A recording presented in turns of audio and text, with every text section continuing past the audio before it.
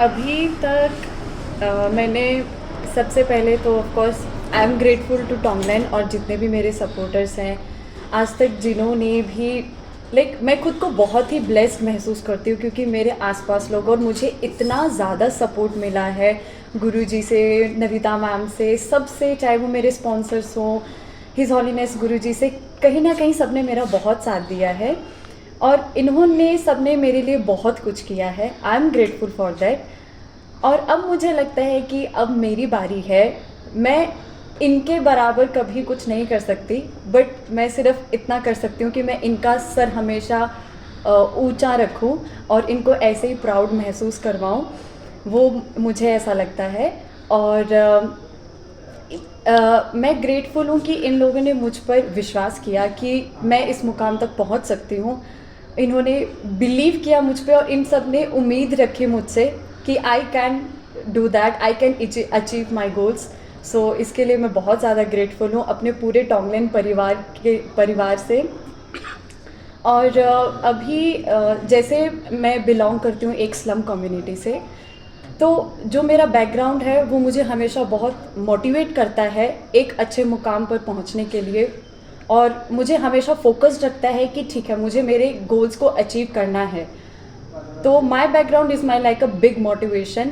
और अब मैं डॉक्टर बन चुकी हूँ तो मैं आगे लाइफ में मैं इनके जितना नहीं कर सकती हूँ, गुरुजी जितना नहीं कर सकती हूँ, बट मैं अपनी तरफ से मैं स्लम कम्युनिटी को सर्व करना चाहूँगी कि मैं जब एक काबिल डॉक्टर बन जाऊँगी तो I would like to serve slum community.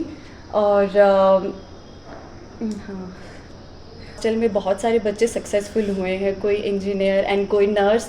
तो बच्चों को भी एक बहुत वो बहुत इंस्पायर्ड होते हैं कि अगर हमसे जो बड़े सीनियर्स हैं वो ये सब अपने गोल्स अचीव कर सकते हैं तो उनको भी बहुत इंस्पायरेशन मिलती है कि अगर हम कर सकते हैं तो वो लोग भी अपने गोल्स को अचीव कर सकते हैं।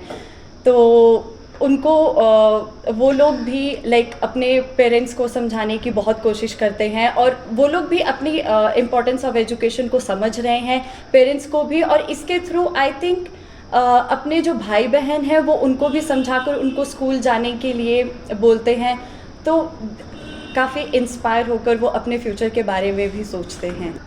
अगर हम बौद्ध धर्म की बात करें तो बेसिकली वो एक धर्म और हमारे अंदर वो ऐसी चीज़ है कि वो हमारे अंदर ही होती है। सब चीज़ें, कंपैशन, काइंडनेस, ये सब हमारे नॉर्मल डेली लाइफ का हिस्सा है कि छोटी छोटी चीज़ पे हमें डिसीजंस लेना, या फिर अगर हम कोई काम कर रहे हैं, अच्छा कर रहे हैं या बुरा कर रहे हैं, तो हमें उसके कॉन्सिक्वेंसेस ऑलरेडी पता होते हैं कि मैं ये काम गलत कर रही हूँ तो इसके कॉन्सिक्वेंसेस क्या होंगे।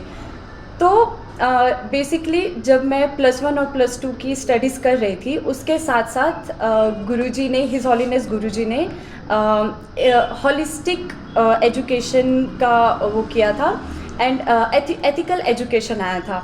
देन उस टाइम पे मैंने पढ़ना स्टार्ट किया था, हम सब ने बुक्स पढ़ना स्टार्ट किया था regarding kindness, compassion, discernment and ethical mindfulness.